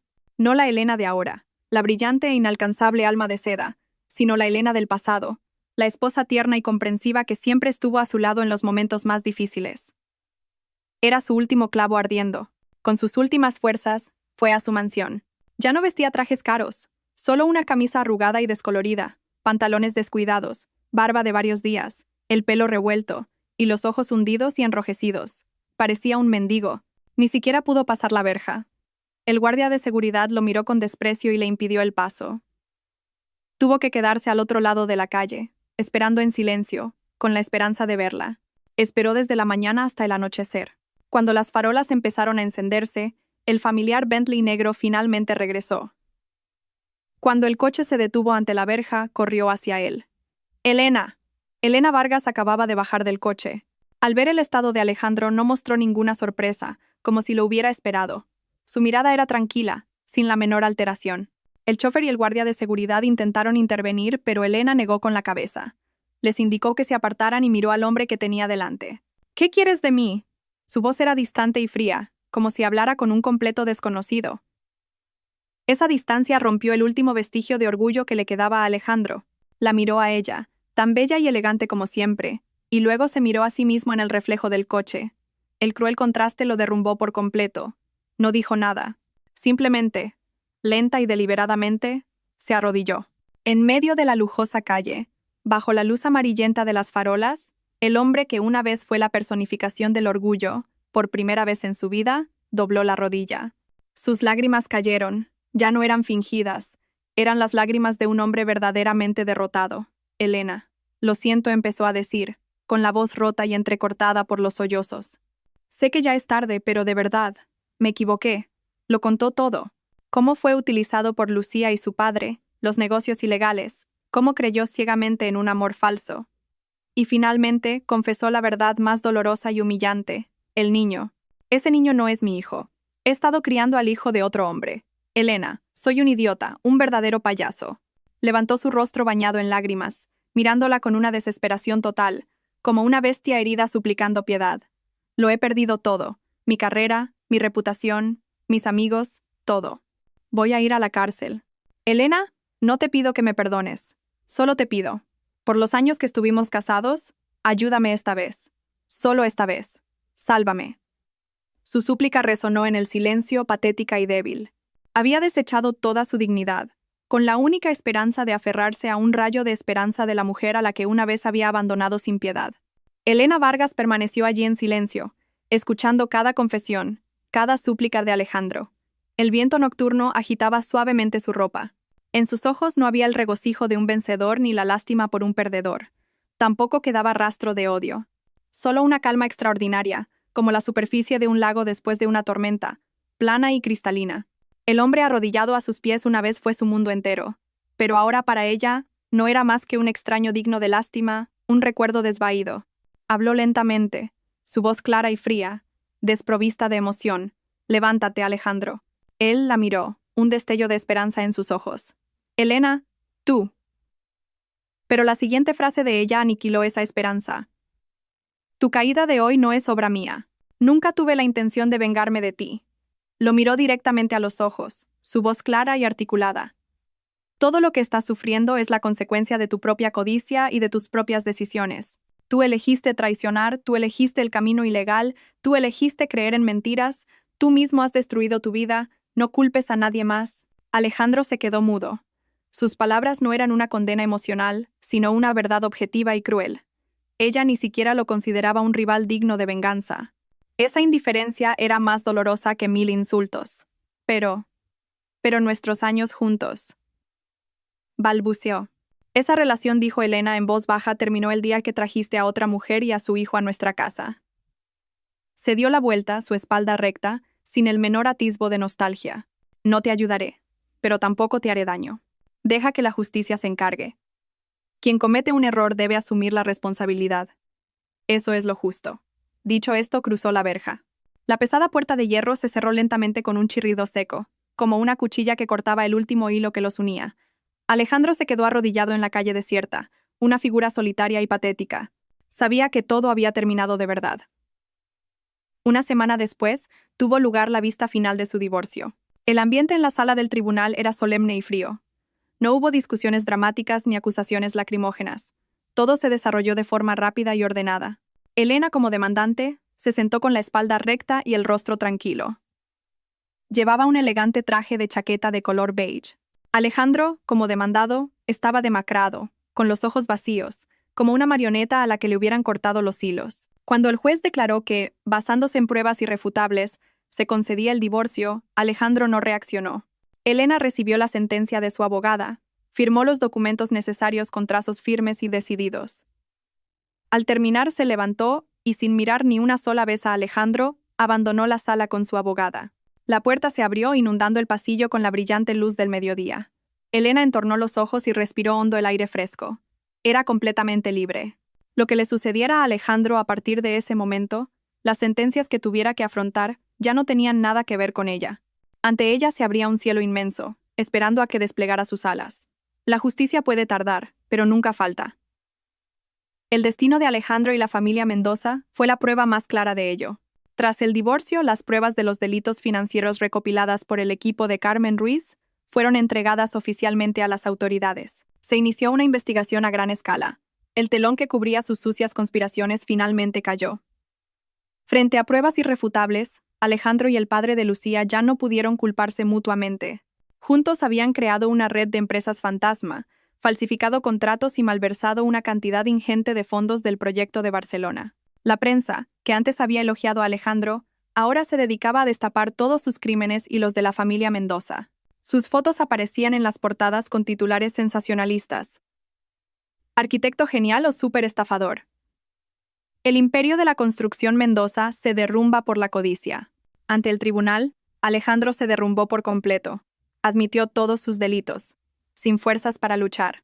Por malversación, blanqueo de capitales y delitos contra la ordenación del territorio, recibió una sentencia ejemplar que enterraría los mejores años de su vida tras los barrotes de una prisión.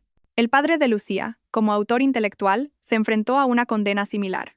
La constructora que había levantado durante toda su vida se declaró en quiebra y todos sus bienes fueron embargados para pagar las indemnizaciones. En cuanto a Lucía Mendoza, aunque no participó directamente en los delitos, su papel como cómplice, encubridora y beneficiaria no la libró de la justicia. Durante la investigación, salió a la luz una verdad aún más escandalosa. Su verdadero amante, el padre biológico de Mateo, era el subdirector de la constructora, un hombre casado. Resultó que Lucía y su amante lo habían planeado todo desde el principio. Se aprovecharon de la ingenuidad y la ambición de Alejandro, convirtiéndolo en el peón perfecto para encubrir su relación ilícita, y al mismo tiempo, en la herramienta para sus negocios fraudulentos. El amor que le había profesado a Alejandro era solo una farsa calculada al detalle. Cuando todo se descubrió, su amante huyó al extranjero, dejándola sola para afrontar las consecuencias. La poderosa familia de ese hombre usó su dinero e influencia para desvincularse, dejando a Lucía como única responsable. Sin dinero, con la belleza marchita y enfrentándose a una condena de libertad condicional y una deuda enorme, Lucía finalmente pagó el precio de sus intrigas y su avaricia. El pequeño Mateo, al no tener a nadie que lo cuidara, fue ingresado en un centro de servicios sociales. Mientras tanto, la señora Torres, la madre de Alejandro, al enterarse de que su único hijo iba a la cárcel y su patrimonio se había evaporado, no pudo soportar el shock. Sufrió un grave derrame cerebral que la dejó con medio cuerpo paralizado, condenada a pasar sus últimos días en un hospital, al cuidado de enfermeras. Su sueño de tener un nieto heredero y una nuera rica que la mantuviera se desvaneció, dejando solo el dolor y el arrepentimiento en una fría habitación de hospital. Cada uno cosechó lo que sembró. La espiral de codicia, traición y mentiras finalmente se autodestruyó, devolviendo la paz a los inocentes. Unos meses después, cuando el ruido del caso se había calmado, la vida de Elena Vargas había vuelto por completo a su brillante y pacífica órbita. Ya no le interesaban las noticias sobre esas personas. Para ella, se habían convertido en completos extraños, polvo que el viento se había llevado de su vida. Dedicó toda su energía a sus dos grandes proyectos: el espacio de exhibición en el Mirador de Cristal y la restauración del pueblo de la Seda de Al-Ándalus. Bajo su dirección, el proyecto Fénix Renacido tuvo un éxito inimaginable. El pueblo de la Seda resurgió de sus cenizas. Las casas antiguas fueron restauradas conservando su encanto original. Los talleres se modernizaron. Los viejos telares volvieron a sonar con el repiqueteo de las agujas.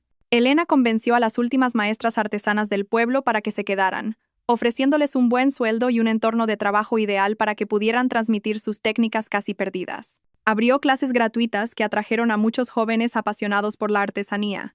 El pueblo no solo se convirtió en un centro de producción exclusivo para alma de seda, sino también en un atractivo destino de turismo cultural. El proyecto no solo trajo beneficios económicos, sino que lo más importante, devolvió la vida a un valor cultural al borde de la extinción. La reputación de Alma de Seda alcanzó un nuevo nivel. No solo una marca de lujo, sino una marca con conciencia y un profundo valor humano. La Elena de ahora se había transformado por completo. Ya no era la ama de casa recluida en la cocina, ni la mujer de hierro siempre a la defensiva. Había encontrado el equilibrio perfecto.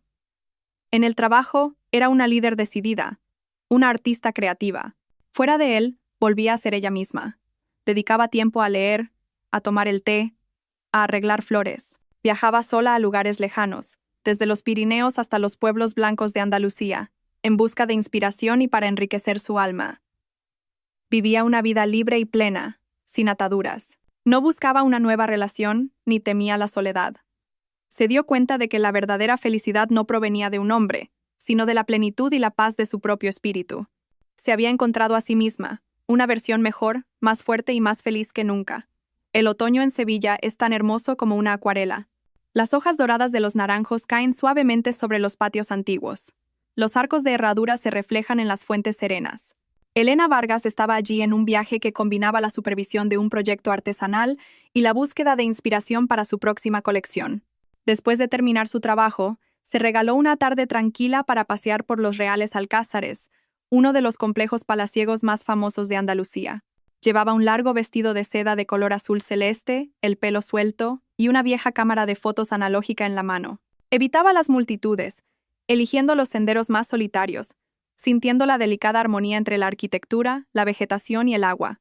Mientras estaba en un pequeño puente, observando los peces de colores en un estanque, una voz cálida y familiar sonó detrás de ella.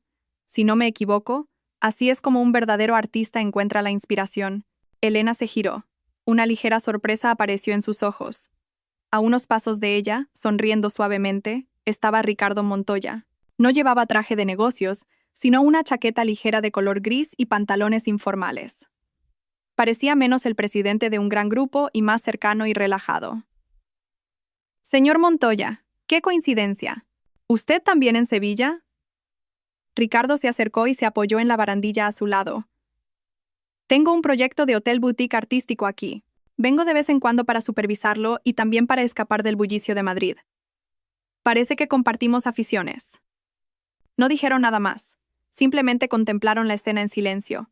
Pero no fue un silencio incómodo, sino todo lo contrario. Parecía que ambos entendían y respetaban el espacio del otro. Un momento después, Ricardo rompió el silencio. Su proyecto en el pueblo de Al-Ándalus. He oído hablar de él. Una labor muy significativa. No solo es una artista talentosa, sino también una persona con un gran corazón. Elena negó con la cabeza. Solo hago lo que creo que es correcto. El arte del bordado me lo ha dado todo. Debía hacer algo para devolverle el favor a sus raíces. Empezaron a pasear juntos por los sinuosos pasillos y los cuidados jardines. Su conversación no giraba en torno a negocios o contratos millonarios. Hablaban de la arquitectura mudéjar, del significado de los azulejos, de cómo la luz y la sombra cambiaban sobre el agua a lo largo del día. Ricardo poseía un profundo conocimiento de la cultura y el arte. Sus interpretaciones eran siempre frescas y fascinantes. Y Elena, con su mirada de artista, veía la belleza sutil, las emociones ocultas en cada rincón que una persona común podría pasar por alto. Eran dos almas afines, que encontraban en el otro una comprensión y una resonancia que no necesitaban muchas palabras. Al pasar por una sala de tapices, Ricardo se detuvo frente a uno que representaba a un león, un águila y un ciervo, símbolos de la nobleza y la fortaleza. Miró a Elena, su mirada profunda y sincera. Al verla hoy, entiendo de verdad el significado de la palabra elegancia. No proviene de la ropa de marca o las joyas caras. Proviene de la fortaleza después de haber superado la tormenta, de la paz después de haber dejado ir el rencor. Señorita Vargas, la admiro profundamente. Sus palabras no eran un flirteo vacío. Eran un reconocimiento, un respeto que nacía del corazón. Por primera vez, un hombre veía a través de su interior, la admiraba no por ser la rica alma de seda, sino por ser simplemente Elena Vargas. Una cálida y suave sensación se extendió por el corazón de Elena. Sonrió levemente, una sonrisa verdaderamente radiante, tan clara como el sol de otoño. Gracias, señor Montoya. No hablaron del futuro, no hicieron promesas. Solo fue una tarde paseando juntos, compartiendo pensamientos sobre el arte y la vida. Pero una delicada chispa, construida sobre la base de la comprensión y el respeto, pareció encenderse en la tranquila y antigua atmósfera de los jardines sevillanos. Elena Vargas regresó a su mansión de Madrid una tarde de fin de semana. La luz dorada del atardecer entraba por el gran ventanal, tiñendo todo el espacio. Se preparó una tetera de té de jazmín, cuyo aroma puro inundó la habitación. Se quedó junto a la ventana, con la taza caliente en la mano, contemplando en silencio el horizonte de la ciudad. Los rascacielos se erguían orgullosos, el tráfico fluía incesante. Madrid seguía siendo tan vibrante y bulliciosa como siempre, pero la perspectiva de quien la observaba había cambiado por completo. En su mente ya no había imágenes de Alejandro o Lucía. Esas personas, esas historias, se habían convertido verdaderamente en el pasado, como una pesadilla que, aunque deja cicatrices, ya no causa dolor. Había aprendido a perdonar, no a ellos, sino a sí misma, para poder seguir adelante con ligereza. Un pensamiento fugaz sobre la tarde en Sevilla, sobre el hombre de la mirada profunda y el alma afín, dibujó una leve sonrisa en sus labios. Fue un encuentro hermoso, una posibilidad futura, pero no esperaba nada, ni tenía prisa. Su felicidad ya no dependía de tener un hombre a su lado. Dejó la taza y subió a la tercera planta, a su estudio privado. El espacio estaba siempre ordenado y tranquilo. El olor a seda nueva y sándalo se mezclaba, creando una atmósfera que calmaba su alma. Se acercó a un caballete vacío, donde descansaba un bastidor de madera de peral preparado. No eligió sedas de colores vivos, sino que sacó una pieza de seda blanca inmaculada, de la más alta calidad, tan suave y lisa como la piel de un bebé. Con sus manos largas y delgadas, tensó cuidadosamente la tela en el bastidor. Cada movimiento era experto y concentrado. La tela blanca quedó perfectamente lisa, sin una sola arruga, como una página en blanco esperando a que se escribiera una nueva historia. Se sentó y abrió su caja de hilos de bordar. Cientos de bobinas de seda de todos los tonos imaginables, ordenadas y brillantes bajo la luz. No se apresuró a elegir. Simplemente las observó en silencio, mientras las ideas y las líneas comenzaban a formarse en su mente. ¿Qué bordaría en esta tela? ¿Un fénix de fuego resurgiendo, símbolo de su renacimiento? ¿Una magnolia blanca y pura, símbolo de la paz interior? ¿O un majestuoso paisaje de montañas y ríos, símbolo de su libertad? No lo sabía, y no necesitaba decidirlo en ese momento. Su vida, ahora, era como esa tela blanca. La forma y el color que tomaría el futuro dependían enteramente de su elección, de sus propias manos. Eligió una bobina de hilo de color azul turquesa, el color de la esperanza y los nuevos comienzos. Con dedos ágiles, enhebró la aguja de plata. Bajo la cálida luz amarilla, Elena se inclinó, con la espalda recta y la mirada concentrada. Hundió la primera puntada en la seda blanca y pura, una puntada y luego otra. Lenta, firme y llena de confianza. Estaba bordando, con sus propias manos, el tapiz de su propio futuro, un futuro brillante, libre y decidido por ella misma.